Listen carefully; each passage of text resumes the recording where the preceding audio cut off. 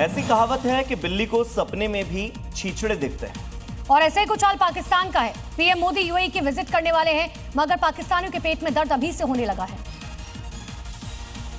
ये वही पाकिस्तानी जो रोजगार करने का बहाना करके यूएई गया, वहां जाकर चोरी चकारी गलत काम किए, जिसके बाद बेइज्जत करके यूएई से निकाला गया। अब 25 करोड़ पाकिस्तानी की जुबान पर सिर्फ एक सवाल, पाकिस्तानियों को यूएई से जलील करके निकाला जा रहा है, जबकि भारतीयों का यूएई में स्वागत हो रहा है। यूएई ने पाकिस्तान से अपने $3.5 बिलियन वापस मांगे। उसके बाद पाकिस्तानियों को चुनकर यूएई से निकाला जा रहा है। पीएम मोदी 15 मई को यूएई विजिट पर हैं, तब तक पाकिस्तानियों को ऐसे ही बुखार चढ़ेगा। प्रधानमंत्री नरेंद्र मोदी से जुड़ी बड़ी खबर है। 5 देशों के दौरे पर पीएम मोदी यूएई, नेदरलैंड्स और इटली जाने वाले हैं प्रधानमंत्री। इसके अलावा स्वीडन और नॉर्वे के दौरे पर भी जाएंगे। आज सुबह 8:30 बजे पीएम रवाना हो जाएंगे। व्यापार, निवेश, टेक्नोलॉजी, सेमीकंडक्टर पर चर्चा की जाएगी। रक्षा और रणनीतिक सहयोग पर बातचीत होगी।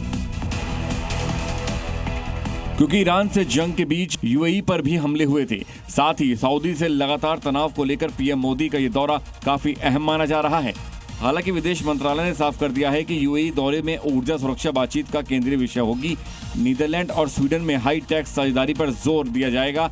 नॉर्वे, इटली में ग्रीन टेक और रक्षा सहयोग एजेंडे में बात की जाएगी।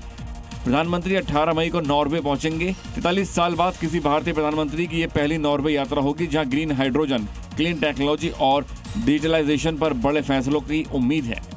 और चलिए अब आपको दिखाते हैं विभिन्न राज्यों से आज की 5 बड़ी खबरें। मध्य प्रदेश के देवास में एक पटाखा फैक्ट्री में धमाके के बाद आग लग गई। 3 लोगों की मौत हो गई। तकरीबन 27 लोग घायल हैं।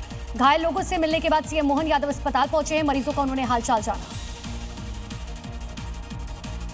उत्तर प्रदेश सरकार ने बड़ा प्रशासनिक फेरबदल करते हुए 84 पीसीएस अधिकारियों के तबादले किए हैं। कई जिलों और विभागों में अधिकारियों को अब नई जिम्मेदारियां मिल गई हैं। साथ ही करीब 645 न्यायिक अधिकारियों का तबादला और नियुक्तियां भी की गई।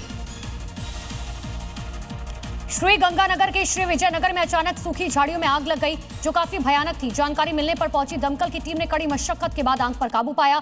हालांकि आग कैसे लगी, वन विभाग इसकी जांच शुरू कर चुका है।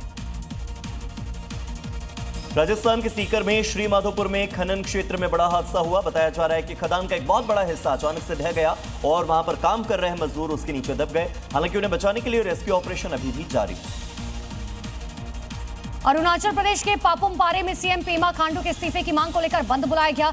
ये बंद एसटी बचाओ आंदोलन समिति ने बुलाया था, जो आईएलपी के डिजिटलीकरण, अनुसूचित जनजातियों के अधिकारों की सुरक्षा की मांग कर रही है। उत्तराखंड के उत्तरकाशी में श्रीमद् भागवत कथा के आयोजन से पावन धरा का वातावरण पूरी तरीके से भक्ति में हो गया। कथा के दौरान संतों के मुख से ज्ञान की वर्षा हुई। मंत्रोच्चार की वजह से पूरा का पूरा इलाका आध्यात्मिक ऊर्जा से सराबोर हो गया और इस अलौकिक भूमि पर एक भव्य मंदिर के निर्माण की रूपरेखा तैयार की गई, जो 5वें धाम के रूप में जाना जाएगा। इस प्रस्तावित भव्य मंदिर को आने वाले समय में एक प्रमुख तीर्थ के रूप में मान्यता मिलेगी। इसे 5वें धाम के रूप में विकसित कर आध्यात्मिक पर्यटन को बढ़ावा दिया जाएगा। 9 मई से 15 मई तक चलने वाली इस श्रीमद् भागवत कथा में मध्य प्रदेश सरकार के कैबिनेट मंत्री कैलाश विजयवर्गीय समेत कई जनप्रतिनिधियों ने हिस्सा लिया और साधु संतों का आशीर्वाद दिया। श्रीमद् भागवत कथा के प्रभाव से क्षेत्र का माहौल इतना पवित्र हो गया है कि भक्तों का मानना है कि ये स्थान साक्षात वैकुंठ धाम जैसा अनुभव करा रहा है।